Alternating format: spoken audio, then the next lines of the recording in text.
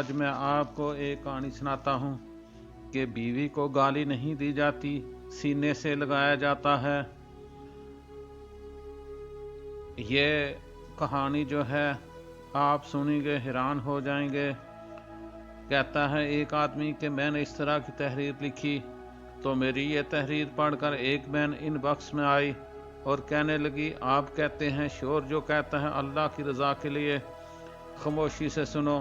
میں اپنے خامد کی ہر بدتمیزی اور گالی کو مکمل خاموشی سے برداشت کرتی ہوں، لیکن مجھ سے میری ماں پر گالی برداشت نہیں ہوتی۔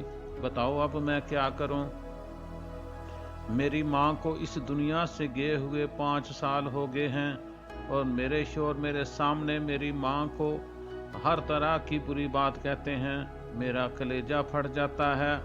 8 مہینے پہلے ماں کو اس لفظ کہنے پر شوہر سے بدتمیزی کی۔ آج 8 مہینے بعد بھی شوہر نے مجھ سے بات چیت بند کر رکھی ہے۔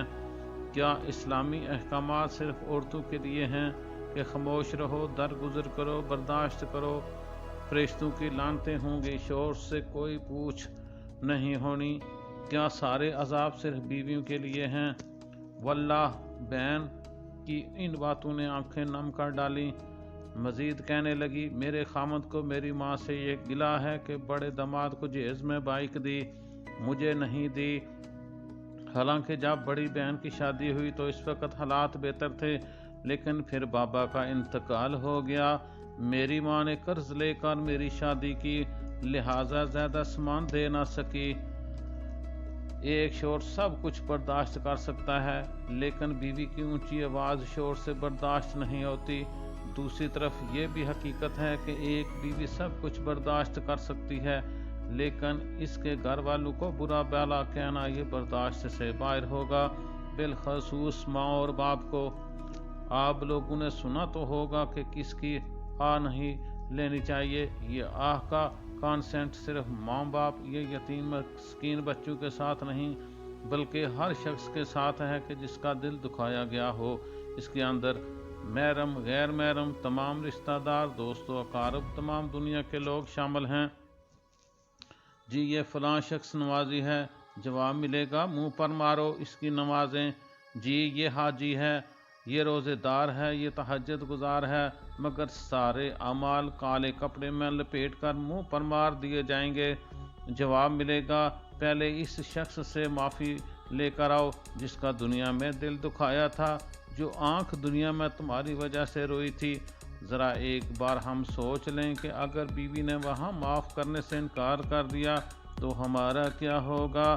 وہ اپنا گھر چھوڑ کر آئی، صبح کا ناشتہ، دوپہر کا کھانا، رات کا کھانا اس کی ذمہ داری، کپڑے دھونا، استری کرنا اس کی ذمہ داری، گھر کی صفائی، جھاڑو پونچھنا، اس کی صفائی کرنا اس کی ذمہ داری، بچے سنبھالنا، بچوں کی پرورش اس کی ذمہ داری، ساس کا کام، سسر کا کام کچھ بھی اس کا ذمہ نہیں۔ مجھے چھوڑیں کہ آپ کیا کہہ رہے ہیں، دنیا کے کسی بڑے عالم سے پوچھ لیں، ان میں سے کوئی ایک کام اس کے ذمہ داری نہیں سوائے بچوں کی پرورش کے۔ وہ انکار کر دے تو اسے کوئی گناہ نہیں، لیکن وہ سب کرتی ہے، اس کے باوجود اسے گالیوں سے نوازنا، اس کے گھر والوں کو گالیاں دینا، سب کے سامنے اس کی تذلیل کرنا کہاں کی عقل مندی ہے؟ اسے گالیاں نہ دو، بدسلوکی نہ کرو، تمہارے بچوں کی ماں ہے، اسے سینے سے لگاؤ، تم اللہ کے بندے ہو، وہ بھی اللہ ہی کی بندی ہے، اللہ سب دیکھ رہا ہے۔ مولانا طارق جمیل صاحب کا ایک جملہ جو وہ اکثر اپنے بیانات میں فرماتے ہیں، اس کے علاوہ دوسرے کئی مولانا حضرات بھی فرماتے ہیں۔ وہ کیا کہتے ہیں؟ اگر حقوق نہ دے سکے نہ دو، پھر روزے رکھو، لیکن کسی کی بچی کی زندگی برباد مت کرو۔ شوہر تو محافظ عورت ہوتا ہے، جب محافظ ہی بیویوں کو گالیاں نکالنا شروع کر دے تو پھر اس گھر میں کوئی خیر نہیں۔ واللہ عالم بالصواب۔ اللہ تعالی ہمیں اپنی بیویوں کے ساتھ نیک سلوک کرنے کی توفیق عطا فرمائے، آمین ثم آمین۔